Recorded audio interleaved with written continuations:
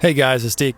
Today I want to talk to you about how I've been farming Valorstones, which tends to be the bottleneck of upgrading your gear here in the preseason.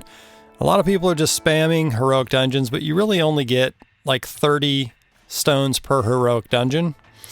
And there is a method in the game where you can get so many Valorstones. The way you do this is by going to this NPC in Gundergaz. She is a kobold. Her name is Middles. This is where she is on the map in the main city.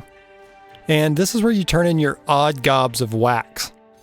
These are the things that you find by snuffling in the world. Snuffling are the dirt mound highlighted in purple piles you see all over the world.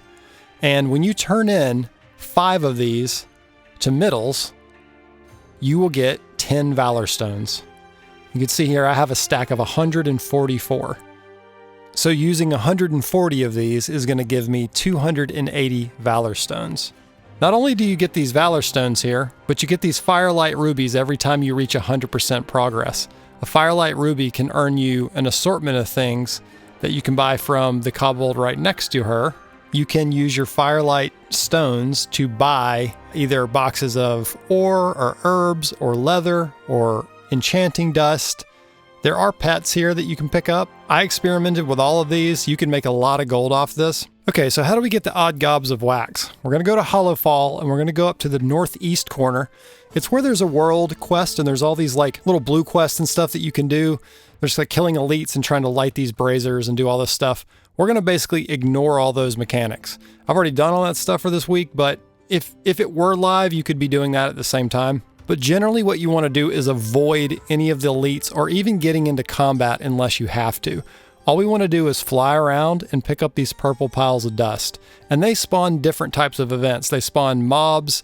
Some of them are just, quick kill mobs. Some of them are a little more powerful, but they drop more materials. There are mobs that will spawn that will drop up to 10 odd gobs of wax just for the one mob. There's also these Arathi boxes that are everywhere. These like treasure troves that are also highlighted in purple, and you can find those all over the map. So when I come up here, I have mining and I have herbalism, and I set my mount to the steady flying because you're going to be up and down a whole lot, and it's a lot easier to land on mining nodes and herbalism nodes and these piles of dust with your steady flight.